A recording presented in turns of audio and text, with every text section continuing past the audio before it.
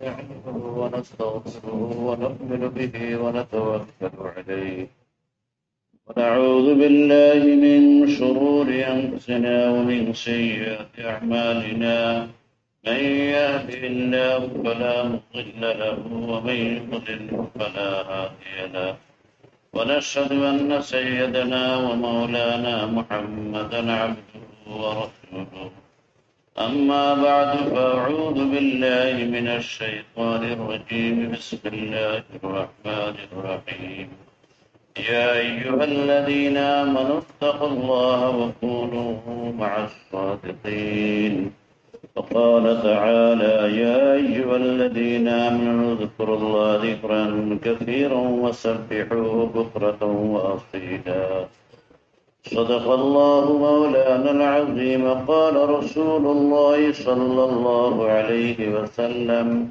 من لزم الاستغفار جعل الله له من كل هم فرجا ومن كل ضيق مخرجا ويرزقه من حيث لا يحتسب وقال رسول الله صلى الله عليه وسلم ألا إن في الجسد لمضغة إذا صلحت صلح الجسد كله وإذا فسدت فسد الجسد كله أو كما جاء في الحديث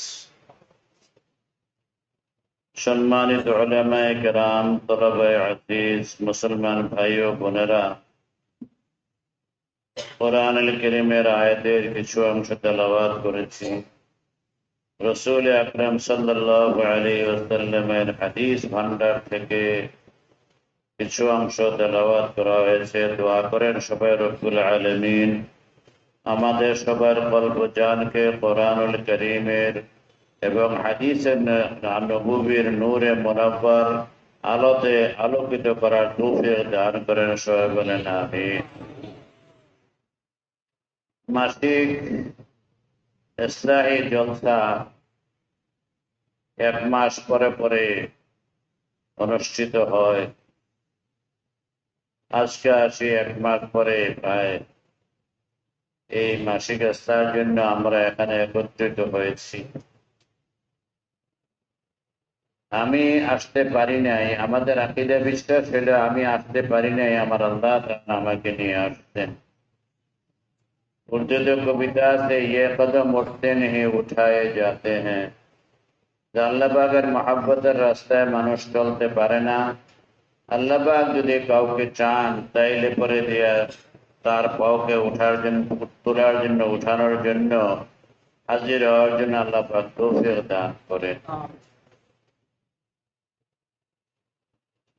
আজকাল এই তারিখে সারা দেশের বিভিন্ন জায়গাতে, সারা দেশে সর্বত্র বিভিন্ন মজলিস হইতেছে, বিভিন্ন সভা সমিতি হইতেছে। দুপুর থেকে আরম্ভ করে সকাল থেকে আরম্ভ করে রাত্র পর্যন্ত চলতে থাকতেছে, আরো কিছুদিন চলতেই থাকবে। সেই মজলিসগুলি, সেই বৈঠকগুলি এক বৈঠক, আর একটা মজলিস আল্লাহ পাক যেখানে আমাদেরকে আপনাকে হাজির করেছে সেইটা একরকম একটা মজলিস, একটা বৈঠক। দুইটা কি সমান? কখনো সমান নয়। সারা দেশে যা চলতেছে সেগুলি হলো দুনিয়ার লাইনে তাদের যে যে পরিমাণ নিজের সফলতা যে লাইনে মনে করে সেই লাইনে মেহনত চলতেছে। আমরা আপনারা যেখানে আইনে আমাদেরকে আল্লাহ তাআলা বসাইছেন, আমরা আশা করতে পারি এই কথার যে আল্লাহ তাআলা আমাদেরকে আল্লাহ পাকের মহব্বতের লাইনে দাওয়াত দিচ্ছেন। সেই দাওয়াত পেয়ে আমরা আসছি, আমরা নিজেরা আসতে পারিনি, আল্লাহ পাক নিয়ে আসছেন। এই জন্য সবাই জুড়ে জান থাকতে পারি আলহামদুলিল্লাহ। মাসিক ইজতেমা তো আমাদের বড় বড়রা করেন, বড় বড়দের মজলিসে হাজার হাজার মুহিব্বিনের মাজমা হয়। আমাদের এখানে যে মাজমা, আমার নিজের যে হালাত, বাস্তব কথা আল্লাহ পাক ভালো জানেন। সেটা হলো ওই যে হাদিসের মধ্যে এক শব্দ আছে, ফাইন লাম তাবু ফাতাবাকাউ, যে আল্লাহ পাকের মহব্বতে আল্লাহর জন্য যদি কান্না না আসে যে কান্নার ভান করো, হয়তো আল্লাহ পাকে উসিলাও মাফ করে দিতে পারেন। আমরা অনেকেই ঘটনা শুনছি যে এই ধরনের অনেক ব্যাপার হয়েছে যে আল্লাহ পাকে উসিলা ধরে মাফ করে দিবেন। আমাদের আহলে সুন্নাত ওয়াল জামায়াতের ইসলামের সঠিক আকীদা বিশ্বাস বলা মানুষদের আকীদা হইল, বিশ্বাস হইল এই কথা যে আল্লাহ তাআলা আমাদের আমলের দ্বারায় নাজাত আর মুক্তি দিবেন না, বরং আল্লাহ পাক কোন একটা নেক উসিলা ধরে আল্লাহ পাক মাফ করে দিবেন।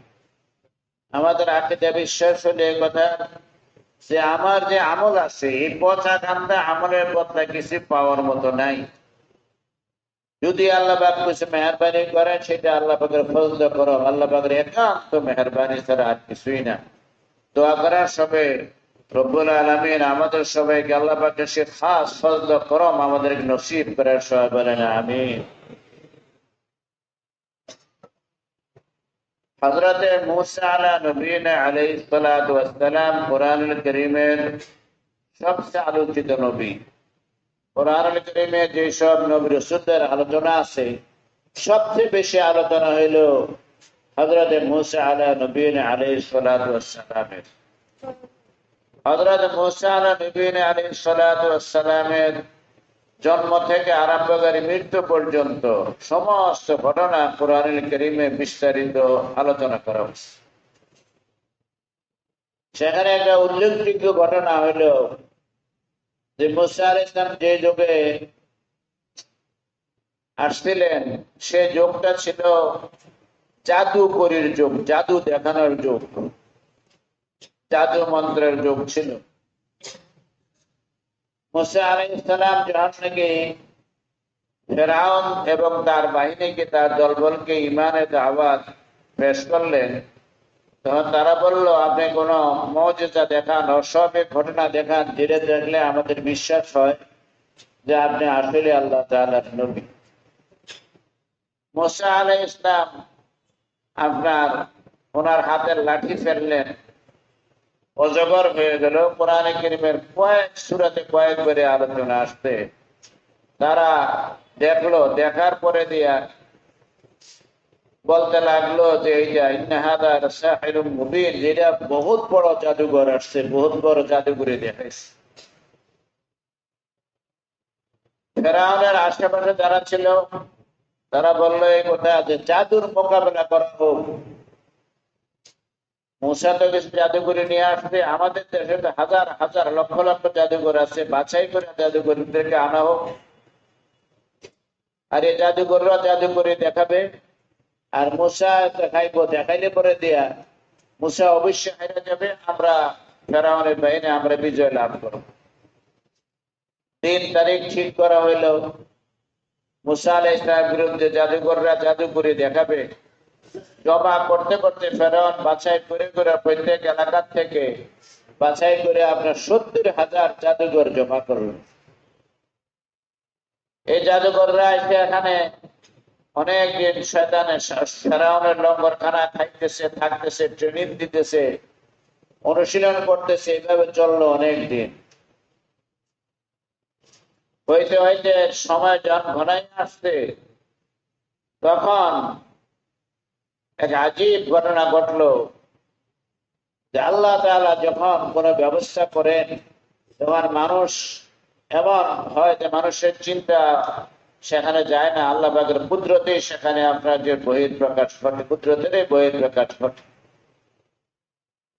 হঠাৎ ফেরাউনের কাছে জাদুঘরদের প্রতিনিধি দল গেল, যে বললো এই কথা যে জানাব এই মূসার বিরুদ্ধে আমাদেরকে যদি নাকি এই জাদু প্রতিযোগিতায় বিজয় লাভ করতে হয় একটা কাজ করা দরকার, সেটা হইল যে মূসা নবীর এবং হারুন আলাইহিস সালাম ওনাদের যে পোশাক আছে এরকম পোশাক আমাদেরকে বানিয়ে দেন।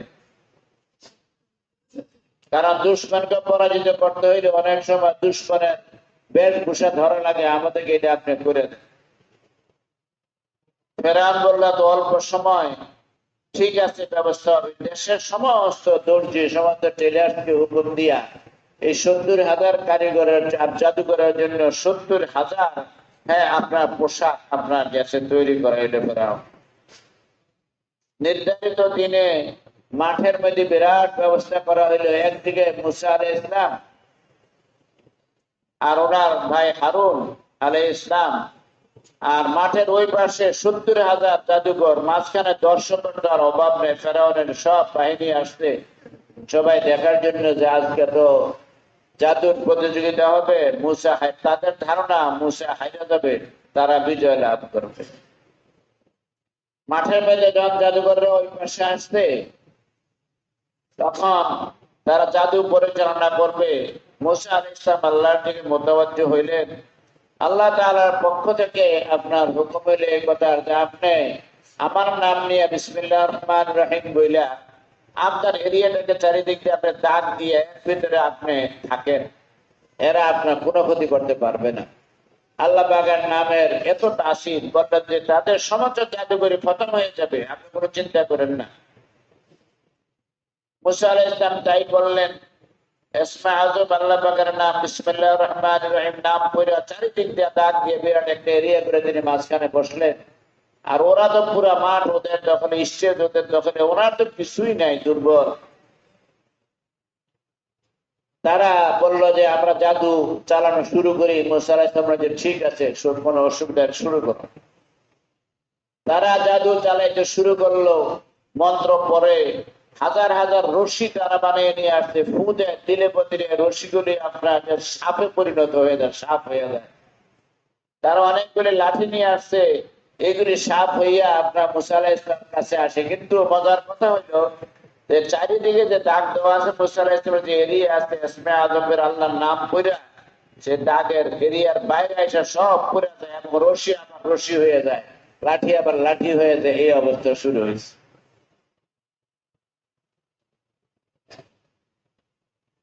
যখন জাদুকররা আপনার এরকম ঘন্টার পর ঘন্টা জাদু দেখাইতে থাকলো, আর দেখা যায় সব জাদু এরিয়ার বাইরে আইসে সব খতম। কারণ সে এরিয়া ছিল আল্লাহ পাকের নামের দেওয়া এরিয়া করা ছিল, এটা আল্লাহ পাকের নামের জিকির করে এরিয়া দেওয়া ছিল। পরে মুসা আলাইহিস সালাম বললেন যে ঠিক আছে, এখন কি আপনাদের সব শেষ? তখন জাদুকররা বলে যে হ্যাঁ আমাদের তো শেষ। আর জাদুকরদের সবাই মাথার মধ্যে ঢুকছে এইটা যে আমরা এত জাদু দেখাইলাম, জাদু প্রকাশ করলাম, কিছুই তো মুসা হইল না। মুসা আর দুইজন মানুষ, তারাই তো নিরাপদ থাকলো, তাদের কোনো ক্ষতি, আমাদের সব জাদু বিদ্যা তো শেষ হয়ে গেল। তখন তাদের ভিতরে ভিতরে আন্দোলন শুরু হয়ে গেছে, মনের মধ্যে আলোড়ন সৃষ্টি হয়ে গেছে। ঘটনাটা কি? হযরতে মুসা আলাইহিস সালাম বলেন তাইলে আমি আমার মুজিজা দেখাই। বলেন দেখা। তিনি বিসমিল্লাহির রহমানির রহিম বলে হাতে থেকে লাঠি ছেড়ে দিলেন। ছেড়ে দেওয়ার পরে দেখা গেল যে এই লাঠি বিরাট অজগর সাপ হয়ে গেছে। এত বড় অজগর সাপ হয়েছে, যত রশি যত লাঠি অনেকগুলি এরকম ঘুরতেছিল জাদুর কারণে, আর অনেকগুলি উপরে রয়েছে। এইভাবে ভিতরের দিকে টান দিছে মুসা আলাইহিস সালামের সেই অজগর যে সব কিছু লাঠির ভিতরে ঢুকে গেছে। এখন মুসা আলাইহিস সালাম ওনার আরেক মুজিজা ছিল, তিনি আপনার যে হাত এভাবে কবরের নিচে দিতেন, বিসমিল্লাহির রহমানির রহিম হাত বাইর করলে দেখা যায় যে প্রত্যেকটা হাতের আঙ্গুল হাজার হাজার পাওয়ারের বাল্বের মতো জ্বলতেছে।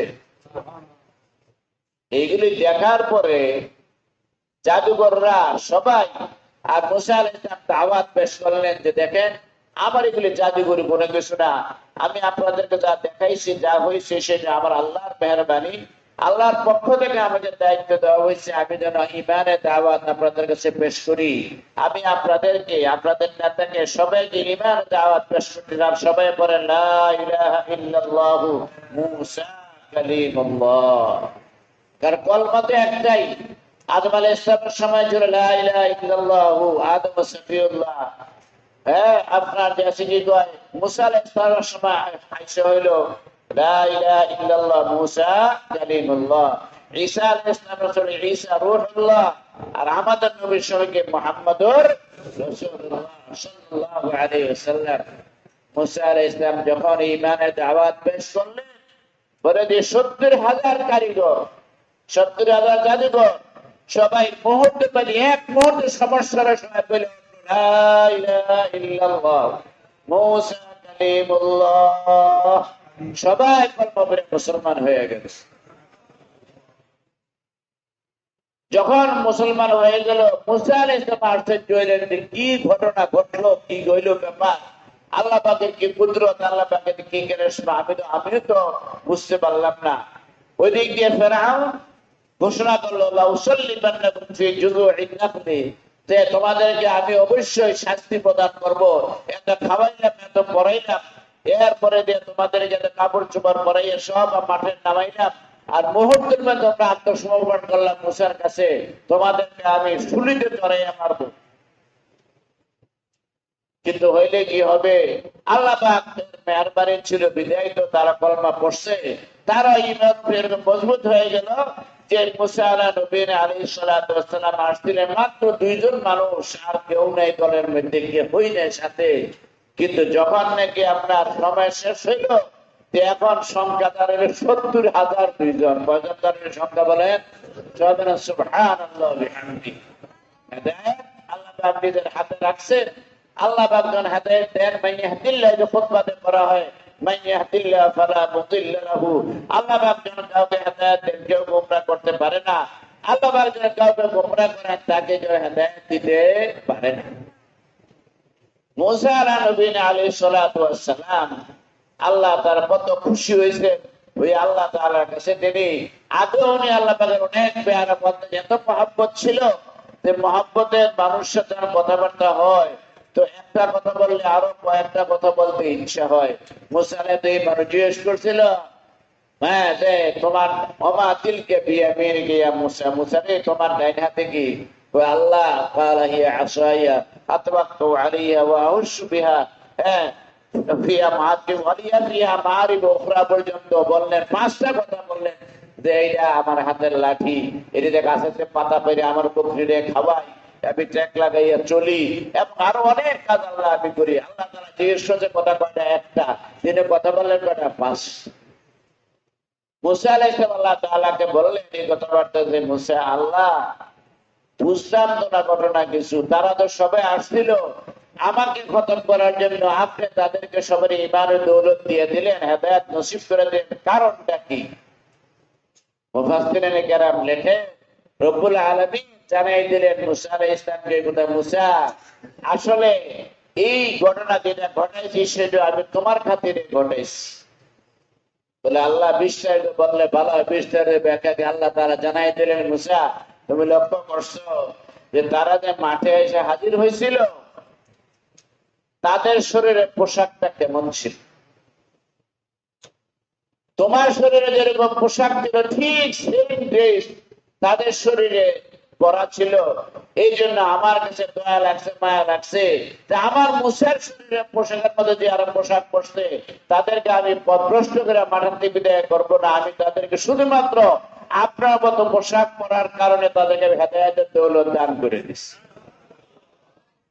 আমাদের আকীদা বিশ্বাস হইলো আল্লাহ তাআলা কোন একটা উসিলা করিয়া আল্লাহ ওয়ালাদের মতো লেবাস পোশাক, আল্লাহ ওয়ালাদের মতো চলাফেরা কিছুটা বাহানা করলে আল্লাহ পাক হয়তো আমাদেরকে একসময় হেদায়েত দিয়ে দিবেন, আল্লাহ পাকের মহব্বত দিয়ে দিবেন। এই আকীদা বিশ্বাস নিয়ে আমরা এখানেও মাসিক ইজতেমার ইনসাফ করছি। এই জন্য বড় বড়দের মাসিক ইজতেমা হয়, ওইখানে হাজার হাজার দোস্ত সাহাবা পাশে অনেক আপনার কাছে সুন্দর আলোচনা হয়।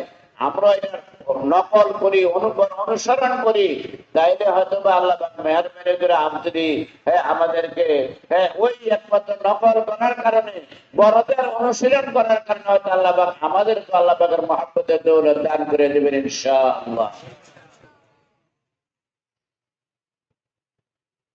আর এই মাসিক ইজতেমা করার যেটা মেন উদ্দেশ্য সেটা হচ্ছে এই কথাবার্তা যে একজন মুমিন মুসলমানের জন্য রব্বুল আলামিন নিজে কি বলছেন কোরআনুল কারীমের মধ্যে, আমি আয়াত পড়ছি আপনার সামনে। আল্লাহ তাআলা বলছেন উযকুরুল্লাহ যিকরান কাসীরা, যে আমার বান্দারা তোমরা আমার জিকির করো, বেশি বেশি জিকির করো।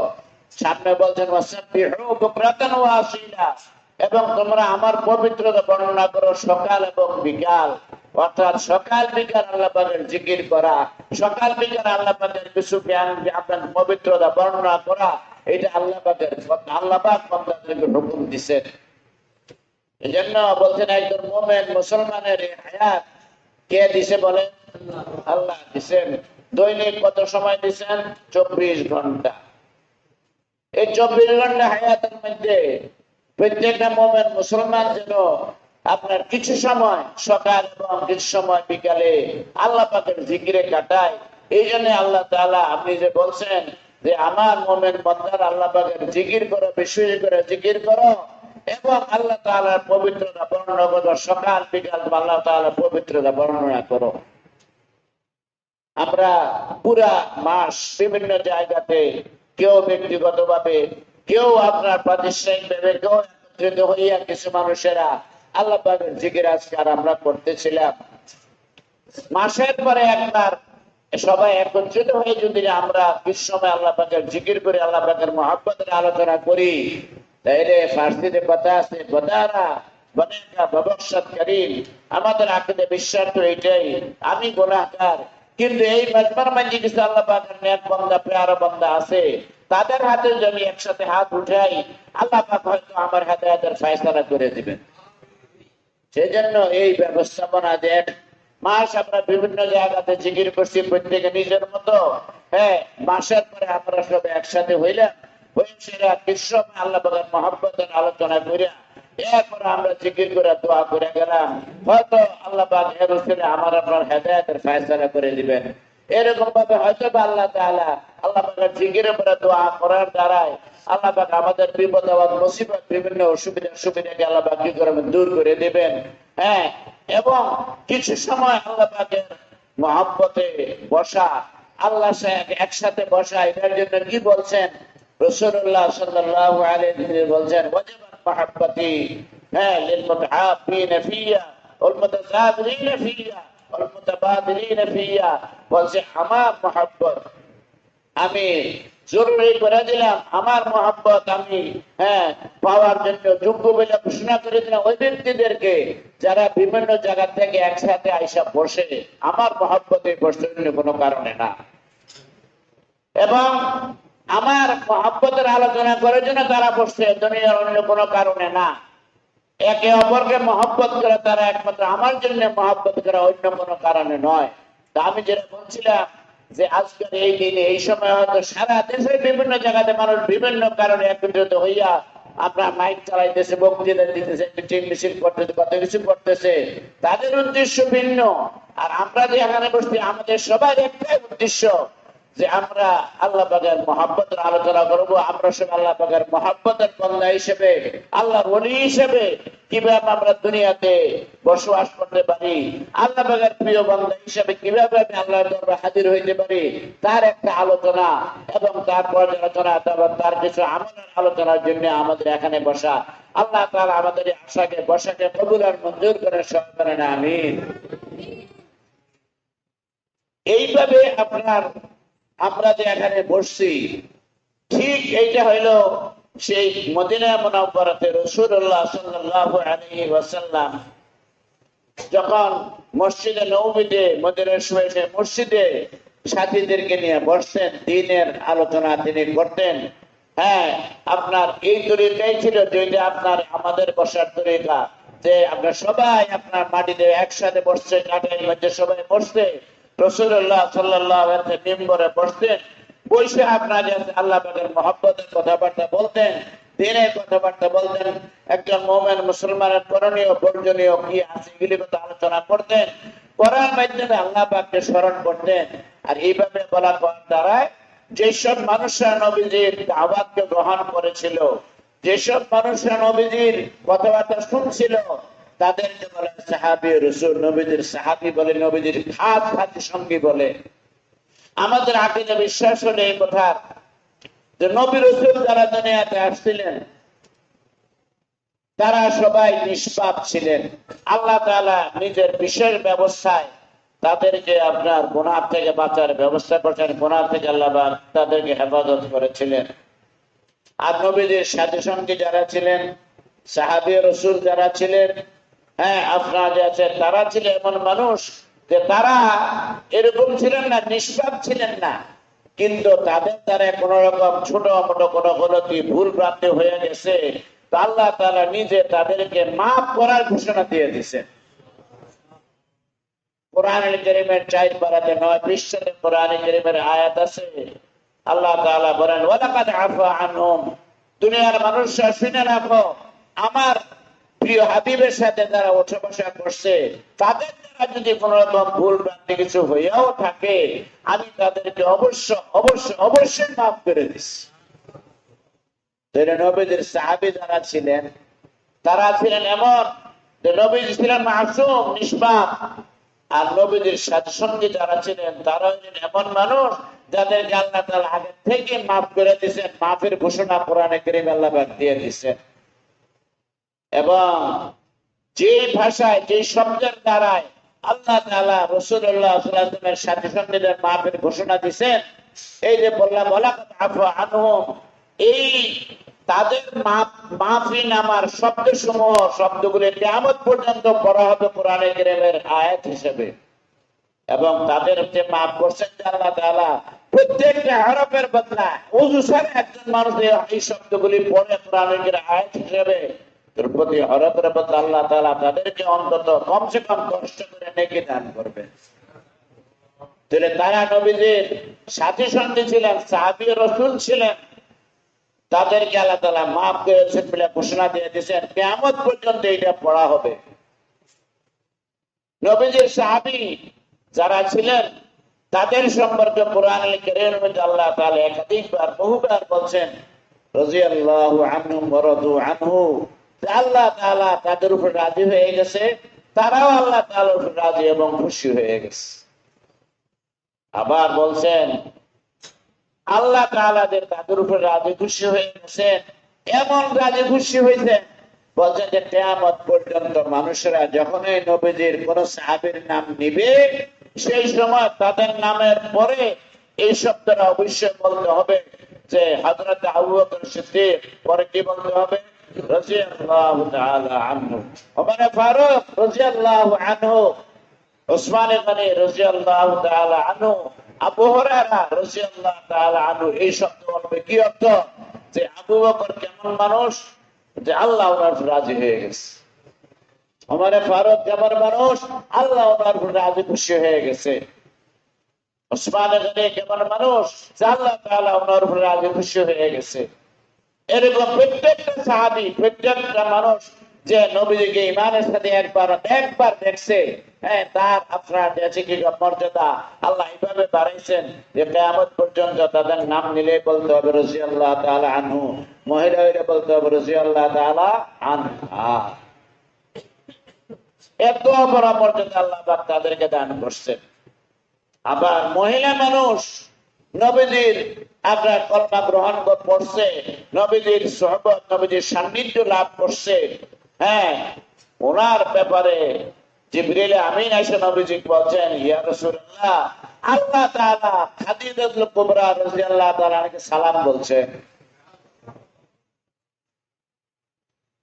নবীজি বলছেন এই কথাবার্তা যে দেখো, আসহাবী কান্নায়ুম বিয়াইহিম ইয়াক্তাদাইতুম ইহতাদাইতুম, আমার সাহাবীরা নক্ষত্রের মতো, তারকার মতো, যাকেই তুমি ফলো করে চলবা, যাকে সামনে রেখে চলবা, তোমরা হেদায়েত পেয়ে যাবে।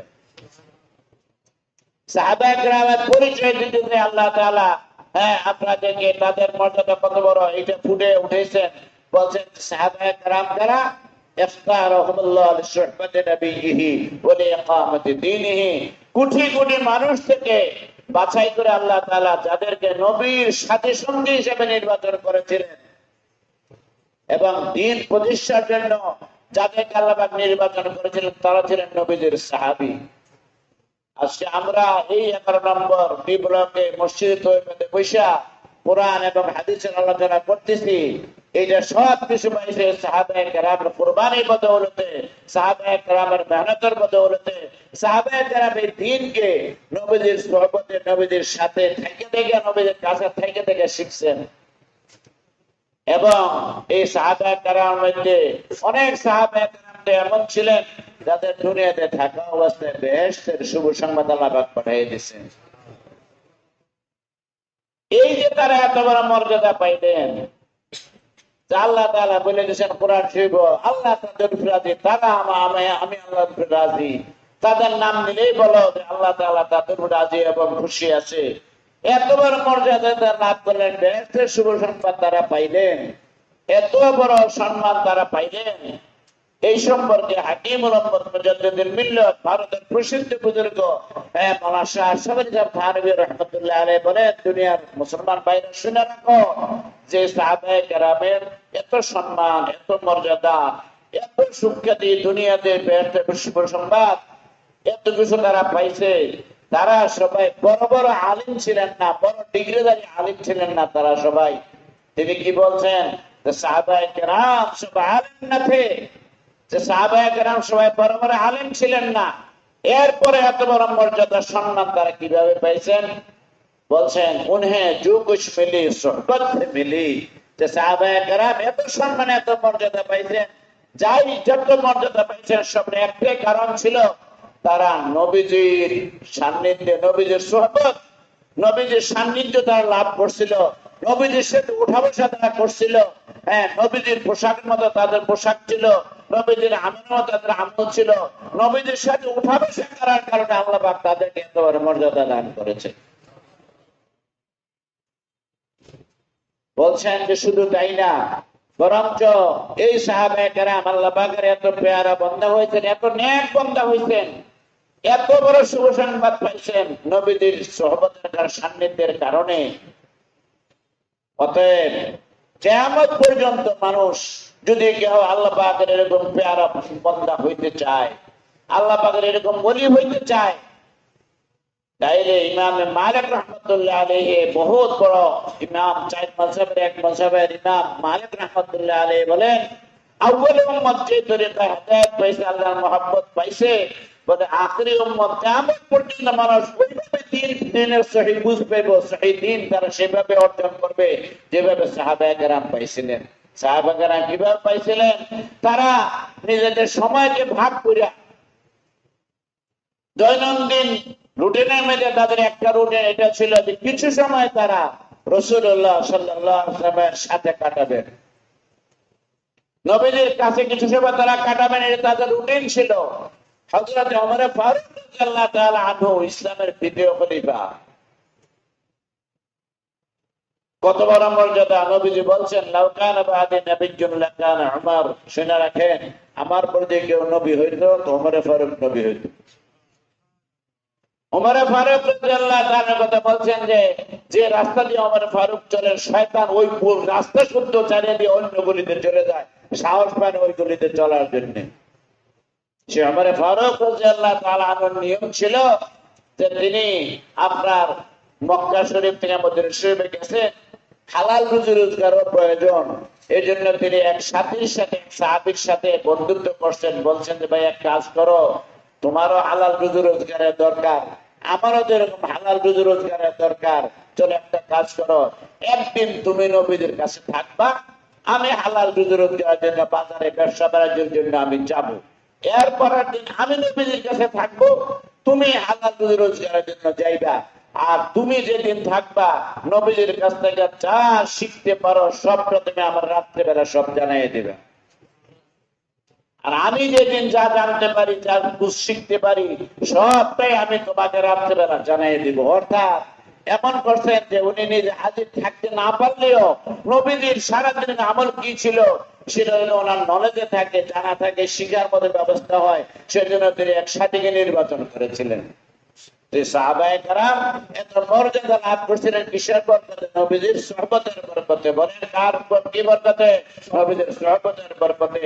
বলতে কিয়ামত পর্যন্ত আনেওয়ালা মানুষ যদি এরকম আল্লাহ পাকের মহব্বত পাইতে চায়, আল্লাহ পাকের প্রিয় বান্দা হয়ে দুনিয়াতে থাকতে চায় এবং আল্লাহ পাকের প্রিয় বান্দা হিসেবে আল্লাহর দরবারে হাজির হইতে চায়, তো রাস্তা একটাই, যে রাস্তা অবলম্বন করেছিলেন নবীর পরের মানুষেরা, নবীর পরে মর্যাদা সম্পন্ন মানুষ সাহাবায়ে কেরাম। কিয়ামত পর্যন্ত যদি নাকি মানুষ এরকম ভাবে নবী দুনিয়াতে নাই, নবীর উত্তরসূরি যারা আছে, বেকার উত্তরসূরি যারা আছে, তাদের সোহবত যারা উঠাবে, তাদের সাথে ওঠা বসা তারা করবে। পরে নবীর পরে মর্যাদা যেরকম থেকে সাহাবায়ে কেরামের ছিল, হক্কানি উলামায়ে কেরাম নবীর উত্তরসূরি, বলে যে এই নবীর উত্তরসূরিদের সাথে তাদের ওঠা বসা চলাফেরা থাকবে, আল্লাহ পাক তাদেরকে এরকম মর্যাদা দান করবে ইনশাআল্লাহ।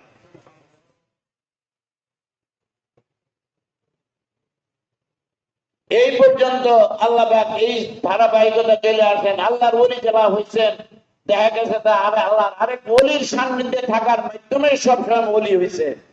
এটা বোঝার জন্য বুজুর্গানে উদাহরণ দেন যে একজন মানুষ যদি ভালো ড্রাইভার হইতে চায়, তাহলে তার জন্য সবচেয়ে ভালো ব্যবস্থা কি একটা ভালো ড্রাইভারের সাথে কিছুদিন থাকবে। একজন ভালো বাবুর্চি হইতে চায়, সে কিছু ভালো ভালো একজন বাবুর্চির সাথে কোনোদিন সে উঠা বসা করবে। এরকম যারা সাঁতার শিখতে যায়, হ্যাঁ, নদীতে পুকুরে সাঁতার শিখতে চায়, সে সাঁতার দেনওয়ালা মানুষের সাথে কিছুদিন আপনার চলতে থাকবে। রাজমিস্ত্রি হইতে চায়, একজন রাজমিস্ত্রি কিন্তু হেল্পার হিসেবে থাকবে। হ্যাঁ, এরকম কাঠমিস্ত্রি হইতে চায়, কাঠমিস্ত্রি হেল্পার হিসেবে দুদিন থাকবে। দেখা যাবে এই কথা বলা কিছুদিন পরে সে একজন পাকা ড্রাইভার হয়ে গেছে, সে একজন পাকা বাবুর্চি হয়ে গেছে, সে একজন পাকা কাঠমিস্ত্রি হয়ে গেছে, একজন পাকা আপনার রাজমিস্ত্রি হয়ে গেছে। এরকম কোথাও আপনি পাবেন না যে নিজে নিজে ড্রাইভিং শিখে ভালো ড্রাইভার হয়েছে, সেটা সম্ভব না, বরং ধরনের দুর্ঘটনা ঘটে। যেরকম অনুরূপ ভাবে আমরা আপনারা যদি আল্লাহ পাকের প্রিয় বান্দা হইতে চাই, আল্লাহর ওলি হইতে চাই, তাইলে পরে আপনার আমারও রাস্তা একটাই, যে প্রত্যেকে নিজের রুচি মতো ভালোভাবে তালাশ করার পরে, ভালোভাবে বুঝাশোনা করার পরে, যার সাথে মনের মিল করে এমন কোন হক্কানি আলেমের সাথে আমরা ওঠা বসা শুরু করি। হাকিম মোহাম্মদ থানভী রাহমাতুল্লাহ আলাইহি বলছেন, বর্তমান সময়ের মধ্যে যতটা ফিতনা ফাসাদ চলতেছে, এই ফিতনার যুগে, এই ফাসাদের যুগে আকীদা সহিহ রেখা সুন্নাত শরীয়ত ওয়ালা জিন্দেগি বানানোর জন্য, আল্লাহ ওলি হওয়ার মতো মর্যাদা লাভ করার জন্য রাস্তা একটাই, যে হক্কানি উলামায়ে কেরামের সাথে ওঠা বসা করা। বড় হক্কানি উলামায়ে কেরামের সাথে ওঠা বসা যদি করা হয়, দেখা যাবে এই কথাবার্তা যে আপনার আমার জানা থাকবে না, আস্তে আস্তে ইনশাআল্লাহ আপনার আমার আকীদা সহিহ হয়ে যাবে, আপনার আমার আমল সহিহ হয়ে যাবে, আপনার আমার আখলাক সহিহ হয়ে যাবে। এবং আপনার আমি যদি আল্লাহর জন্য কোনো হক্কানি উলামায়ে কেরামের সাথে চলাফেরা করি, তাইলে বোধ কারোর ক্যামেরাতে ধরা পড়বে না, কিন্তু আল্লাহ পাকের ক্যামেরাতে ধরা পড়বে আমি কি জন্য উঠা বসা করতেছি, কি জন্য যাওয়া আসা করতেছি।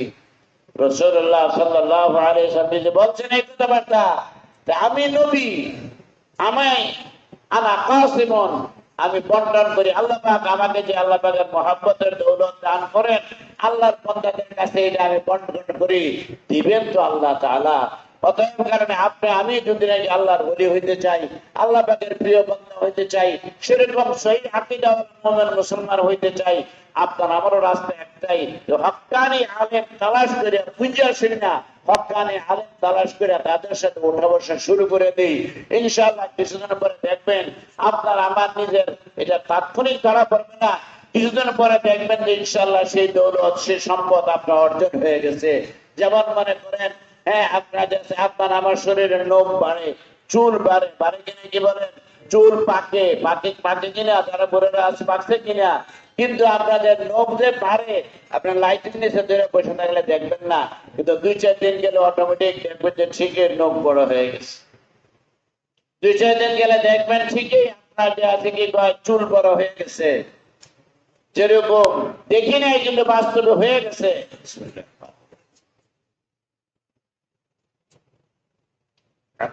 এরকম ভাবে হক্কানি উলামায়ে কেরাম সুন্নাত শরীয়তের অনুসারী উলামায়ে কেরামের সাথে উঠবাসা করলে দেখবেন ইনশাআল্লাহ যে আপনার আমার মনের অজান্তেই ইনশাআল্লাহ আস্তে আস্তে আমার আপনার মধ্যে সুন্নতের অনুসরণের অভ্যাস হয়ে গেছে, আপনার আমার মধ্যে গুনাহ ছাড়ার অভ্যাস হয়ে গেছে। সেইটা সহজ রাস্তা এইটাই যে আপনার যাচাই বাছাই করিয়া কোন হক্কানি উলামায়ে কেরামের সাথে আমরা সম্পর্ক রেখে চলে উঠা বসা শুরু করে দেই।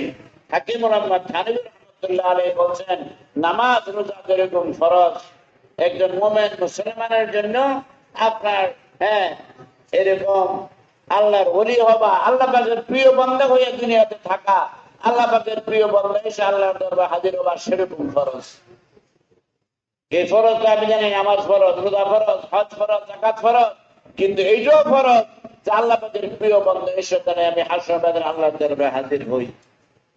হাকিম মোহাম্মদ বলেন এই কথাবার্তা আল্লাহ পাকের ওলি হবা, আল্লাহ পাকের আপনার প্রিয় বান্দা হবা।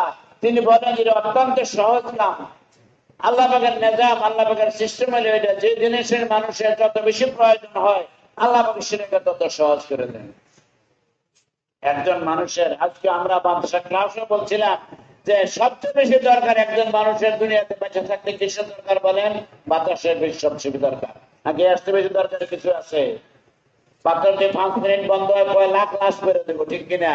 কিন্তু আল্লাহ তাআলা বাতাসকে কত সহজ করে দিয়েছেন, চিন্তা চর্চা করি নাই। যাইতেছে, আসতেছে, বাইরে হইতেছে, ঢুকতেছে, হইতেছে, আমি বাচ্চা রয়েছি, আল্লাহ পাকের মেহেরবানিতে আমি বেঁচে রয়েছি।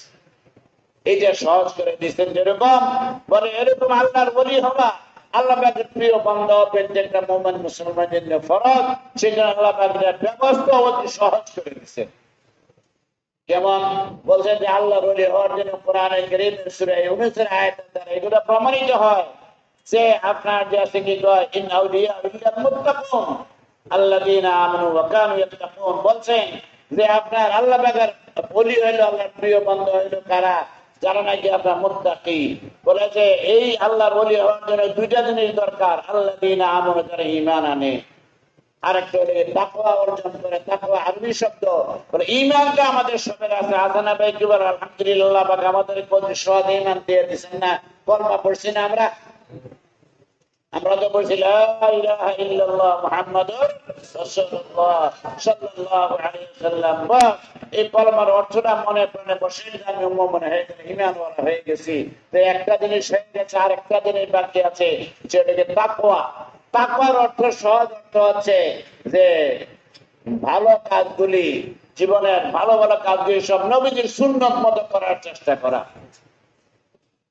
আর গুনার কাজ থেকে বাঁচা। সুন্নত মতো জীবনটাকে, চেহারা কেমন হবে? নবীজির মতো হবে। লেবাস পোশাক কেমন হবে? নবীজির মতো হবে। লেনদেন কেমন হবে? নবীজির মতো হবে। হ্যাঁ, আপনার যে আছে গিয়ে চলাফেরা কেমন হবে? নবীজির মতো হবে। এইটা হলো করণীয় বেলায়। আর বর্জনীয় বেলায় হইলো এমন কোন কাজ করবো না যে কাজ করলে আমার আল্লাহ নারাজ হয়ে যায়, আমার আল্লাহ অসন্তুষ্ট হয়ে যায়। গুনার কাজ আমি করবো না, সুন্নতের কাজ আমি ছাড়বো না। এই দুইটা কাজ যদি আমি করতে পারি তাহলে তাকওয়া অর্জন হয়ে গেল। ঈমান তো আমার আছে, তো তাকওয়া হইলো আর ঈমান হইলো, দুই জিনিসের আমি আল্লাহর ওলি হয়ে গেলাম, আলহামদুলিল্লাহ। বলে যে এই অভ্যাস নিজের মধ্যে করা, যে নিজের মধ্যে সুন্নতের উপর আমল করার অভ্যাস হয়, গুনাহ থেকে বাঁচার অভ্যাস হয়, এটা সহজ রাস্তা হইলো যারা এই কাজ করে তাদের সাথে ওঠা বসা করার চেষ্টা করি। যারা সদা সর্বদা গুনাহ থেকে বাঁচার কথা কল্পনা কল্পনা করতে থাকে, আমল করতে থাকে, এমন মানুষদের সাথে ওঠা বসা করি। যারা সবসময় সুন্নতের উপর চলে তাদের সাথে ওঠা বসা করি, তাদের সাথে বন্ধুত্ব রাখি, তাদের সাথে আপনার সম্পর্ক রেখে চলি। তাহলে দেখবেন আপনার আমাদের এরকম, হ্যাঁ আপনার কি কয় পান খাওয়ার মানুষের সাথে কিছু পানের অভ্যাস হয়ে যায়, এরকম যে যেটা করে তার অভ্যাস হয়ে যায়। তা আপনি আমি যদি এখন আল্লাহ ওয়ালাদের সাথে সম্পর্ক রেখে চলি, সুন্নত ওয়ালাদের সম্পর্ক রেখে চলি, গুনাহ ছাড়নেওয়ালা মানুষদের সাথে আপনার সম্পর্ক রেখে চলি, ইনশাআল্লাহ আমার মধ্যে এই গুণ এসে পড়বে। আর যখন আমার মধ্যে গুনাহ ছাড়ার অভ্যাস হবে, গুনাহ ছাড়ার যখন নাকি আপনার মেজাজ তৈরি হবে, গুনাহ ছাড়ার জন্য চিন্তা ফিকির আপনার মধ্যে আসবে, আর ভালো কাজ করার জন্যই তো আল্লাহ তাআলা আমাকে আপনাকে বানিয়েছে। অতএব আপনার নামাজ পড়লাম, রোজা করলাম, হজ করলাম, যাকাত দিলাম, ফরজ আদায় করলাম, আর আপনার গুনাহ থেকে বেঁচে থাকলাম। হাকিমুল ইসলাম কারী তৈয়ব রাহমাতুল্লাহ আলাইহি বলছেন, একজন মানুষ যদি ফরজ ওয়াজিব সুন্নতের উপর আমল করে, করিলে আমরা আলহামদুলিল্লাহ সবাই রমজান রোজা রাখি, তাদের হজ ফরজ হজ আদায় করি, হ্যাঁ এরকম ভাবে আপনার যাকাত ফরজ যাকাত দান দেই, নামাজ ঠিকমতো পড়তেছি আমরা, বলছি এই কাজ ফরজ যদি আদায় করা হয়, ফরজ ওয়াজিব আদায় করলো, আর আপনাদের সুন্নতের উপরে চললো, আর শুধুমাত্র গুনাহ থেকে বেঁচে থাকলো, বলে সাক্ষী দিয়ে দেন এই কথা সে আল্লাহর ওলি হয়ে গেছে। এবং আল্লাহ একজন একবার তাকে আল্লাহর ওলি হওয়ার তৌফিক দান করছেন, ইনশাআল্লাহ এর সাথে তার ঈমানের সাথে তার মওত হবে, আল্লাহর ওলি এসে আল্লাহর দরবারে হাজির হবে ইনশাআল্লাহ। সবে আল্লাহর ওলি হইতে তৈরি আছেন না ভাই, কি বলেন? আল্লাহ প্রিয় বান্দা হইতে তৈরি আছে কিনা? কাজ লাগবে কাজ দুইটা, একটা ঈমান, এটা আলহামদুলিল্লাহ আছে। এরপর তাকওয়া, তাকওয়া হলো দুই জিনিস, একটা গুনাহ কাম ছাড়া সুন্নতের কাম ধরা। সবাই পারবো না ইনশাআল্লাহ? কি বলে? এই সুন্নতের যদি আপনার আমি উপরে আমল করার চেষ্টা করি, তাইলে পরে যে আপনার করণীয় হয়ে গেল। আর গুনাহ কাম থেকে আমি বাঁচার জন্য সবসময় চেষ্টা করব। আর যখন এই দুইটা করবো, তাকওয়া আর ঈমান আছে, আমি আলহামদুলিল্লাহ আল্লাহর ওলি হয়ে গেছি।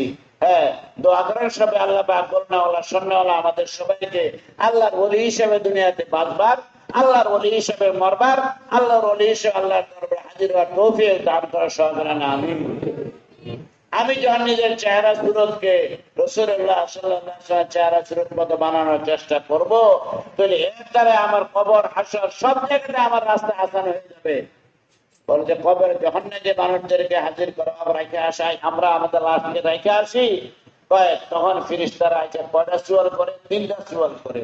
মার রব্বুকা ওমা দীনুকা মান হাযার রাজুলুল্লাযী বুইসা ফীকুম। 3 নম্বর সুয়াল হলো আপনার নবী কে ছিলেন? বলে একজন মানুষ যে দুনিয়াতে নবীজির সুন্নত মতো চলছে, তার সামনে নবীজির চেহারা দেখানো হবে, ছবি দেখানো হবে, আর সে সাথে সাথে কিনে বলবে, এটাকে বলে হাদা মুহাম্মদুর রাসূলুল্লাহ সাল্লাল্লাহু আলাইহি ওয়াসাল্লাম। কারণ দুনিয়াতে থাকা অবস্থায় সে নিজের চেহারা কার মতো বানাইছে? নবীজির মতো বানাইছে। এই জন্য মেরে ভাই, আমরা সবাই চেষ্টা করি যে আমার চেহারা, সুরত, লেবাস, পোশাককে, লেবাসটাকে সুন্দর বানাই। এই লেবাসের উসিলে আল্লাহ তাআলা মুসা আলাইহিস সালামের সাথে জাদুগতকে হেদায়েত দিয়ে দিয়েছেন। পোশাকটাকে আমরা সুন্দর মতো বানানোর চেষ্টা করবো ইনশাআল্লাহ। চেহারা সুরত যেন নবীজির মতো বানানোর চেষ্টা করবো ইনশাআল্লাহ। গুনাহ থেকে বাঁচার চেষ্টা করব, এই ইয়াকিন আর বিশ্বাসের সাথে চেষ্টা করা আমার কাম। তৌফিক তো আল্লাহ পাক দিবেন। বান্দার কাম হলো চেষ্টা করা। বান্দা যখন চেষ্টা করে, আন্তরিকভাবে চেষ্টা করে, তখন আল্লাহ পাকের রহমতের দরজা খুলে যায়। কোরআন হাদিস দ্বারা সেটা প্রমাণিত। হযরত ইউসুফ আলাইহিস সালাতু ওয়াস সালাম কে দিয়ে গুনাহ কাজ করার জন্য চেষ্টা করছিল। উনি নবী ছিলেন, হিম্মত করছেন এই কথা, যত যাই হোক আমি গুনাহ কাজ করবো না। এই হিম্মত করে সেরা 7টা গেট বন্ধ করে উপরে রুমে নিয়ে তাদেরকে আটকাইছে। তখন হাইতালা বলছে, আসো আমার সাথে গুনাহ কাজ করো। হযরত ইউসুফ আলাইহিস সালাম তাকে দেখলেন এই কথাবার্তা আছে, তালা লাগানো আছে, তো মনে মনে হিম্মত আসছে এই কথার, যে আমি তো দরজা পর্যন্ত যাইতে পারি গুনাহ থেকে বাঁচার জন্য, চাই দেখি কি হয়। দরজা পর্যন্ত গেলেন, আর ওনার দিলে কি আছে এটা কেউ জানে না। কে জানে? দিলের অবস্থা কেউ দেখে না। কে দেখতেছে? আল্লাহ তাআলা। হিম্মত করে যখন নাকি তিনি সামনে বাড়ছেন, উর্দুতে বলে জাতি জসকে কুরবানি আপনি আল্লাহকে মেহরবানি। হাদিস আছে আদরুকা আলা কদরে নসবিকা। হিম্মত করে তিনি গেট পর্যন্ত গেছেন, দামি তালা লাগিয়ে রাখছেন, কিন্তু আল্লাহ তাআলা দেখছেন আমার ইউসুফ গুনাহ থেকে বাঁচার জন্য, বাস্তবেই গুনাহ থেকে বাঁচার জন্য হিম্মত করছে। সে ফটাফট দরজা ঠাস করে খুলে গেছে। এক দরজা খুলতে দিয়ে দৌড় দিলেন, জুলাইখার পিছনে যাইতেছে, সামনে আরেকটা গেট পড়ছে, দেখছে আল্লাহ পাকের রহমত আছে, হিম্মত আর ইয়াকিন আরো মজবুত হয়েছে। দ্বিতীয় দরজা খুলছে, তৃতীয় দরজা খুলছে, চতুর্থ দরজা খুলছে, পঞ্চম দরজা খুলছে, ষষ্ঠ দরজা খুলছে, সপ্তম দরজা খুলাতে একদম মাঠে চলে গেছে। ওনাকে তার গুনাহ কাজ করাইতেই পারে নাই। এই জন্য গুনাহ থেকে বাঁচার জন্য মেরে ভাই, 1 নম্বর কাজ হলো হিম্মত করা, সাহস করা, যত যাই হোক আমি গুনাহ কাজ করবো না ইনশাআল্লাহ। 2 নম্বর কাজ হলো আল্লাহ তাআলার কাছে দোয়া করা, যে আল্লাহ আপনি, আমি তো পারবো না, আমি তো দুর্বল, আমি দুর্বল, আমার একদিন বিশ্বাস আমার ক্ষমতা হবে না, আল্লাহ পাক মেহেরবানি করবেন। দিলটাকে তৈরি করে আল্লাহ পাকের মেহেরবানি পাওয়ার জন্য আল্লাহর কাছে দোয়া করিয়েন। 2 নম্বর 3 হইলো যে আল্লাহ মানুষের দোয়া চায়, দোয়া চায়, আজকে ছেলের জন্য, মেয়ের জন্য, ব্যবসার জন্য, সব কিছুর জন্য মানুষের দোয়া চায়, কিন্তু গুনাহ থেকে বাঁচার জন্য দোয়া চাওয়া লাগবে, এই খবর আমাদের নাই। এখন থেকে অভ্যাস করি আল্লাহ ওয়ালা মানুষের কাছে, মা বাবার কাছে, উস্তাদের কাছে, শেখের কাছে দোয়া চাই। কথা দোয়া চাই আল্লাহ যেন আমাকে গুনাহ থেকে বাঁচার তৌফিক দান করেন। এই 3টা কাজ যদি কেউ করে, তো আল্লাহ পাকের মেহেরবানি অবশ্যই হয়ে যাবে।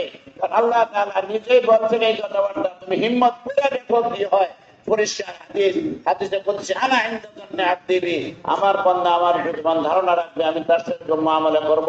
আমার বিশ্বাস এই কথা, আমার যতটুকু ক্ষমতা আছে চেষ্টা করে গেট পর্যন্ত যাই না আমি, এরপর একটা কার দায়িত্ব? আল্লাহর দায়িত্ব। আমার দায়িত্ব পালন করলে আল্লাহ পাকের দায়িত্ব আল্লাহ তাআলা অবশ্যই অবশ্যই পালন করবেন ইনশাআল্লাহ। তাহলে গুনাহ থেকে বাঁচার জন্য কয়টা কাজ করবো ইনশাআল্লাহ? ভাই বলেন সবাই। হিম্মত, দোয়া করব, আল্লাহ ওয়ালার কাছে দোয়া চাইবো, আর আল্লাহ পাকের মেহরবানি পাওয়ার জন্য সকাল বিকাল কিছু সময় আল্লাহ পাকের জিকির করবো ইনশাআল্লাহ। আর জিকির কোন জিকির? যে জিকির গুলি ছাড়া আমার উপায় নাই। এক নম্বরে লেগে ইস্তিগফার। ইস্তিগফার অর্থ হচ্ছে যে আপনার তওবা করা। বলে তওবার দ্বারা লাভ কি? বলে তওবা যদি মানুষে করে এর পূর্বেকার সমস্ত গুনাহ আল্লাহ তাআলা মাফ করে দেন। আস্তাগফিরুল্লাহ রাব্বি মিন কুল্লি যামবিন ওয়া আতুবু ইলাইহি। এই ইস্তিগফার এর মধ্যে নবীজি শিখাইতেন। এর ভিতরে এই কথাবার্তা আছে তওবার সেই তিন কথা। কি কথা? যে আল্লাহ আমি গুনাহ কাম ছেড়ে দিলাম, আর গুনাহ কাজ করবো না, যা হয়ে গেছে আল্লাহ মাফ চাই। এই তিনটা কথা আছে এই কথার মধ্যে। আস্তাগফিরুল্লাহ রাব্বি মিন কুল্লি যামবিন ওয়া আতুবু ইলাইহি 100 বার করে সকালে পড়ি, 100 বার বিকালে পড়ি, বৈশা পড়তে পারি পড়ি, হাঁটে আবার পড়তে পারি পড়ি, শুয়ে পড়ি, চেয়ার বসে পড়ি, দোকানে বসে পড়ি, চাকরিতে বসে পড়ি, কোনো অসুবিধা নাই। ইস্তিগফার কতবার? 2 নম্বর হলো কলমায়ে তয়্যিবা। যে কলমা ছাড়া আপনার আমার উপায় নাই। এই কলমার টিকেট না হইলে কোথাও কোনো মুক্তি নাই। এই কলমা, এটাকে নফিয়াত পথে জিকির বলে। এইটা আপনার হচ্ছে 100 বার করে লা ইলাহা ইল্লাল্লাহ, লা ইলাহা ইল্লা, মাঝে মাঝে মুহাম্মাদুর রাসূলুল্লাহ সাল্লাল্লাহু আলাইহি ওয়াসাল্লাম। 3 নম্বর হলো আল্লাহ পাকের নামের জিকির করা। আল্লাহ জাল্লা জালালুহু আম্মা নাওয়ালুহু 100 বার, দরুদ শরীফ 100 বার। এরপরে দোয়া করি, বলে যে ব্যক্তি হিম্মতের সাথে একদম খাটিয়ে দিলে বেশি দিন না 40 দিন পর্যন্ত এই আমলগুলি করবে, তো ইনশাআল্লাহ আল্লাহ পাক তাকে মেহেরবানি করে গুনাহ ছাড়া তওবার জিন্দেগির আপনার ব্যবস্থা আল্লাহ পাক তার জন্য অবশ্যই করে দেবে। সবাই পারবেন ইনশাআল্লাহ? কি বলেন? বড় আমল না। তালেবেন ভাইরা, মসজিদে যাইতেছি আসতেছি এই সময় করি, আমি কাজের মানুষ, কাজে যাইতেছি আসতেছি এই সময় করে নেই, একটা অবসর আমি করার চেষ্টা করি। আর যে আল্লাহ আমাকে 24 ঘন্টা হায়াত দিচ্ছেন, সে আল্লাহর জন্য 24 মিনিট বাইর করা, এটা তো আপনার নিয়ম হালালি, নিয়ম হারাম না করলে নিয়ম হারামি হবে নাকি বলেন? হ্যাঁ, এই জন্য সবাই করবো তো ইনশাআল্লাহ। এই অঙ্গীকারের জন্য, এই হিম্মত করার জন্য একসাথে পয়সা সবাই হিম্মত করা, আল্লাহ পাকের সাথে অঙ্গীকার করে এই কথা যে আল্লাহ পিছনে অনেক ভুল হয়ে গেছে, আর আমি ভুল করব না। যা হয়ে গেছে আল্লাহ এই জন্য আমি অনুতপ্ত, আমি ভবিষ্যতে আর কখনো গুনাহ কাজ করবো না। আর যেগুলি ভুল হয়ে গেছে আমি অনুতপ্ত, মাপ চাই, আপনি আমাকে মাফ করে দেন। এই ওয়াদা অঙ্গীকারটা আল্লাহর সাথে করা, এইটাকে বলে তওবা। এই তওবা করার মামলা হলো যে আপনার যদি নাকি আপনার একজন মানুষ নিজে নিজে তওবা করে, তাও এটা আল্লাহ দরবারে কবুল হবে। আর যদি নাকি আপনার কিছু মানুষ একসাথে মিলে পয়সা তওবা করে, সেটাও আল্লাহ দরবারে কবুল হবে। আর যদি কোনো আল্লাহওয়ালা মানুষের সাথে মিল্লা করে, সেটা আরো বেশি গ্রহণযোগ্যতা হবে। এই জন্য একসাথে হওয়া, যে আল্লাহ পাক একজনের কারণ উছিলা আমার তওবাকে কবুল আর মঞ্জুর করে নেবেন। সবাই ইনশাআল্লাহ তওবা করবো তো? কি বলেন? আর তওবা কেমন? আগে বলছি, তওবা এমন একটা আমল, যে মুহূর্তে আমি তওবা করলাম, 1 নম্বর কাজ হলো বান্দার হক আমি আদায় করে দেব। এরপরে আমি বললাম যে আল্লাহ আমি গুনাহ কাম ছেড়ে দিচ্ছি, আর করবো না, যা হয়েছে আল্লাহ মাপ চাই। এটা করতে তোর 2 মিনিট সময় লাগে না, আর অল্প সময় চলে, মুখে বলার দরকার নাই, দিলের থেকে বললো চলে। এরকম হইলে কি হবে? নবীজি বলছেন এমন নিষ্পাপ হবে যেন সে জীবনে গুনাহ কাজ করেই নাই। যদি আমরা ইখলাসের সাথে আল্লাহকে রাজি খুশি করার জন্য, এখন আল্লাহকে রাজি খুশি করার জন্য করি কিনা, আল্লাহ পাকের ক্যামেরাতে ধরা পড়তেছে, সবকিছু সব রেকর্ড হইতেছে। আল্লাহকে রাজি খুশি করার জন্য শুধু এই মুহূর্তে আমরা আল্লাহর সাথে ওয়াদা অঙ্গীকার করে এই কথা যে আল্লাহ বান্দার হক আমি আদায় করে দেব। হ্যাঁ, এবং আপনার যে থেকে আমি তওবা করতেছি যে আমি আর গুনাহ কাজ করব না, যা করছি অনুতপ্ত, আল্লাহ আপনি মাফ করে দেন। এই বসার মধ্যে আমি যদি খাটি দিলে তওবা করি, বলছে যদি নাকি নিয়তটা পুরোপুরি 100 ভাগ খাঁটি হয়, তাহলে কি করে আল্লাহ তাআলা শুধু গুনাহ মাফ করবেন তা না, বরঞ্চ গুনাহগুলিকে আল্লাহ তাআলা নেকিতে পরিবর্তন করে দিবেন। আর যদি এতটুকু না হয়, তাইলে পরে অন্তত এতটুকু হবে যে পিছনের গুনাহটা আল্লাহ তাআলা মাফ করে দিবেন।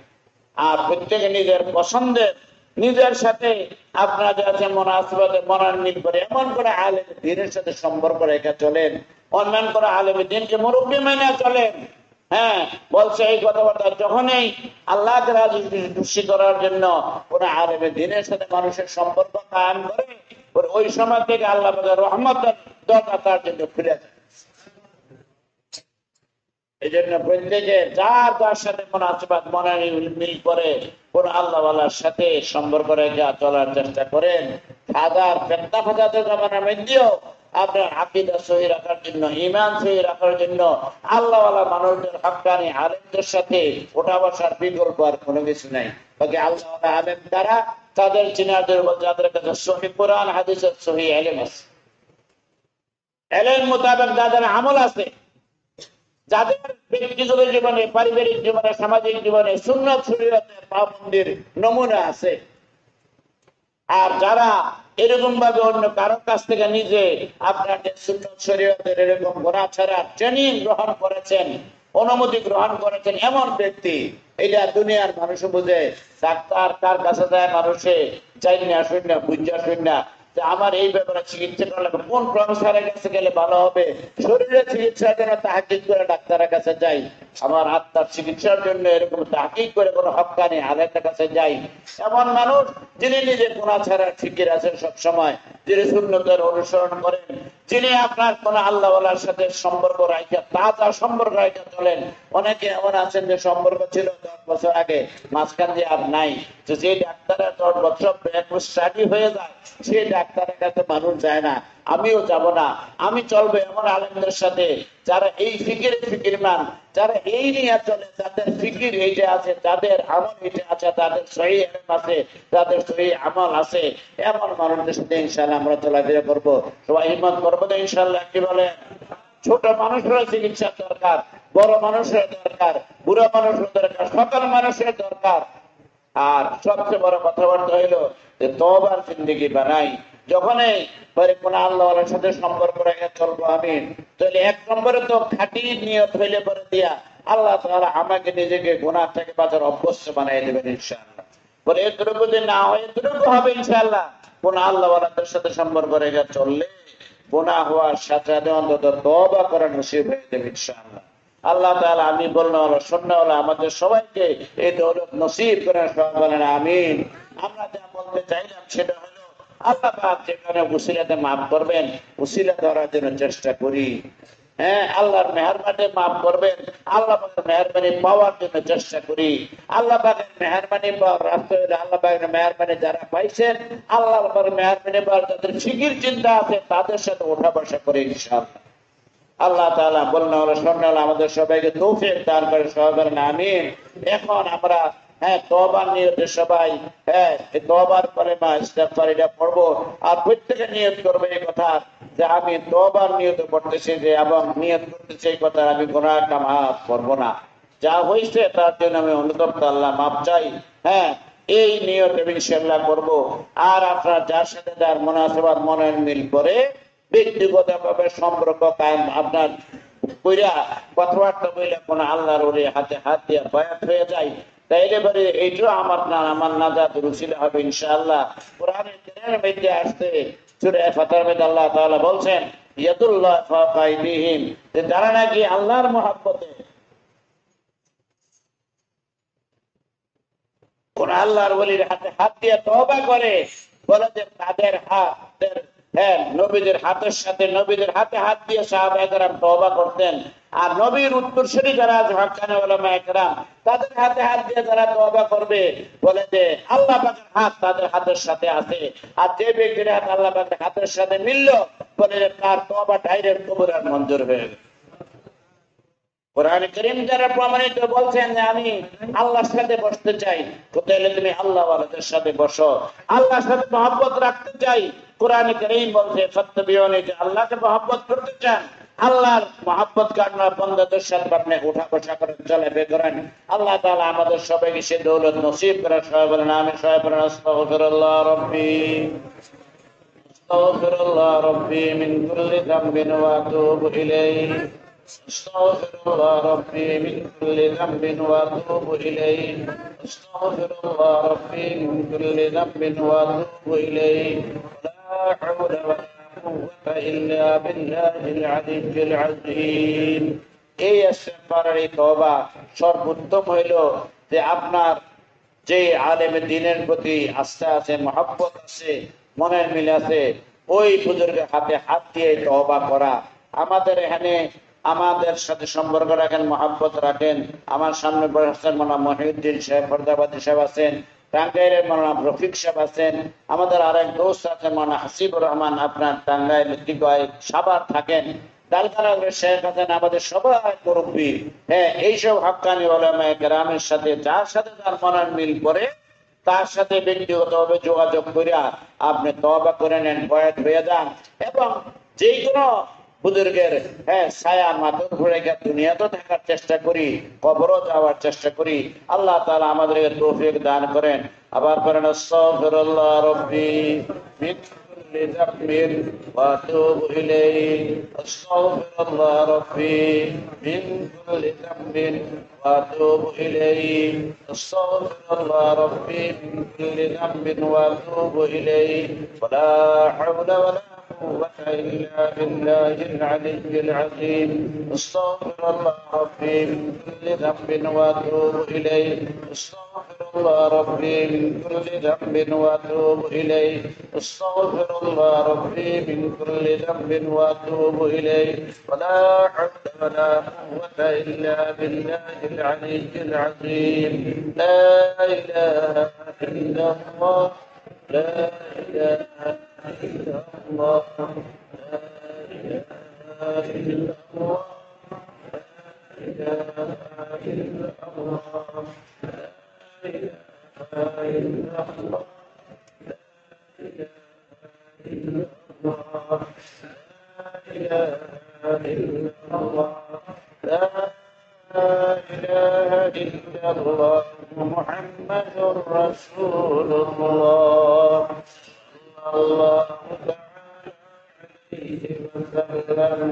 الله جل جلاله وتعالى شانه، الله الله الله الله الله الله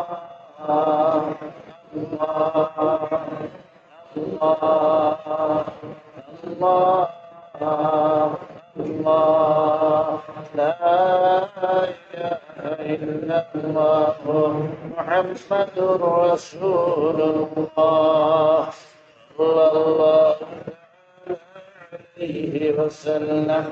اللهم صل على محمد النبي الأمي، اللهم صل على محمد النبي الأمي، اللهم صل على محمد النبي الأمي، اللهم صل على محمد النبي الأمي وعلى آله وسلم تسليما. اللهم صل على محمد النبي الأمي وعلى آله وسلم تسليما. দোয়া করেন সবাই, আল্লাহ তাআলা আমাদেরকে তওবার জিন্দেগি নসিব করেন। আল্লাহ তাআলা আমাদের সবাইকে সব ধরনের গুনাহ থেকে বাঁচার তৌফিক দান করেন। اللهم آمين. اللهم صل على محمد النبي الأمي وعلى آله وسلم تسليما.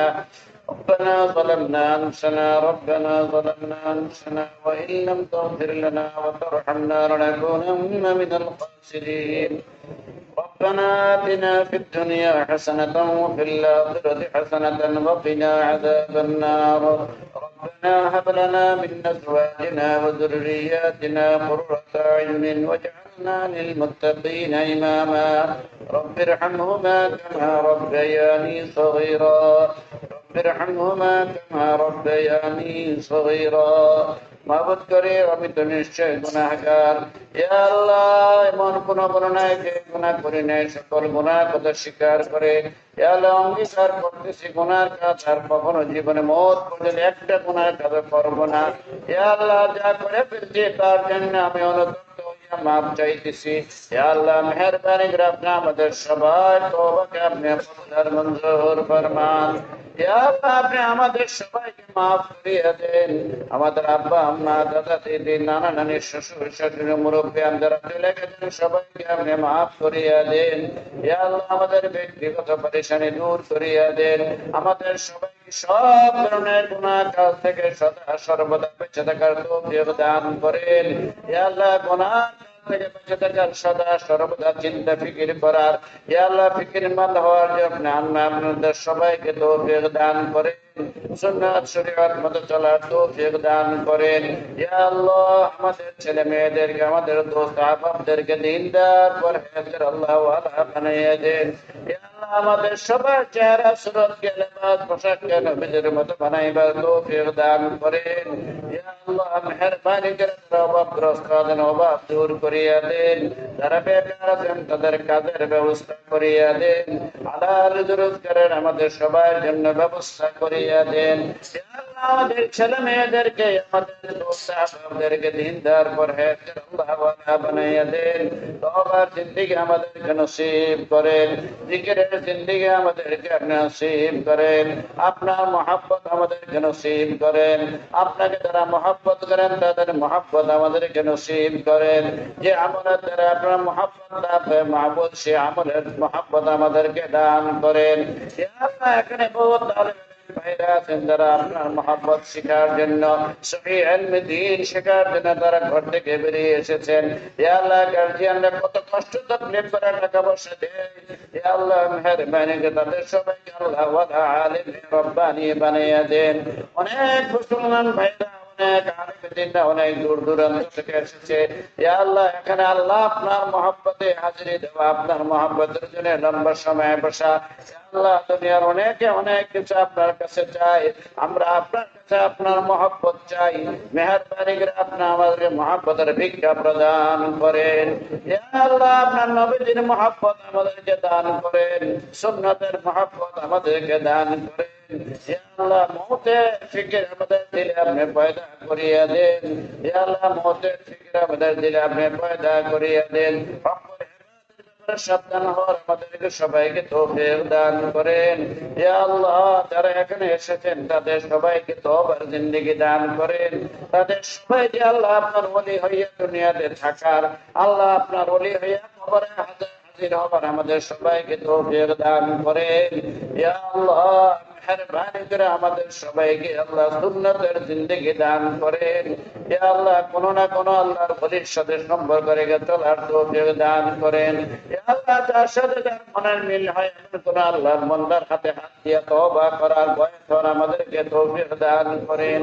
ইয়া আল্লাহ আমাদের দেশে যেন শান্তির ফয়সালা ফরমান, দুনিয়ার মুসলমানদের উপরে বিশেষভাবে ফিলিস্তিনের মুসলমানদের উপরে রহম ও করমের ফয়সালা ফরমান। আমাদের সবাইকে বারবার হজ এবং উমরা নসিব ফরমান। ইয়া আল্লাহ এই মজলিসের জন্য, ইয়া আল্লাহ মাসিক ইজতেমার জন্য যারা জান দিয়েছেন, যারা মাল দিয়েছেন, ইয়া আল্লাহ যারা শ্রম দিয়েছেন তাদের জান মাল ইজ্জত আওলাদের মধ্যে বরকত প্রদান করেন। ইয়া আল্লাহ যাদের সন্তান দিনে তাদেরকে নেক সন্তান দান করেন, নেক সন্তান দান করেন, তাদেরকে নেক সন্তান দান করেন। যাদের ছেলে নেই তাদের ছেলে সন্তান, যাদের মেয়ে নেই তাদের মেয়ে সন্তান দান করেন। আমাদের যাদেরকে সন্তান দান করেন, ইয়া আল্লাহ আমাদের ছেলে মেয়েদেরকে আমাদের নাজাতের উসিলা বানাইয়া দেন। ইয়া আল্লাহ আমাদের চিন্তা চর্চা ফিকিরের সাথে তাদেরকে এক এবং নেক হওয়ার আপনি তৌফিক দান করেন। ইয়া আল্লাহ যতদিন বাঁচাইয়া রাখেন ঈমানের সাথে, ইয়া আল্লাহ সিহত আফিয়তের সাথে আপনি বাঁচাইয়া রাখেন। যখন চলে যাওয়ার সময় মাহবুব ঈমান এবং আসানির সহিত আপনি উঠাইয়া নেন। ইয়া আল্লাহ আমরা যারা সুস্থ আছি, শারীরিক ভাবে সুস্থ আছি, আল্লাহ মানসিক ভাবে অসুস্থ আছি, আমাদের সবাইকে সুস্থতার নিয়ামত দান করেন। আমাদের আমাদের যারা সুস্থ আছেন, আপনজন প্রিয়জন যারা সবাই সুস্থতার নিয়ামত দান করেন।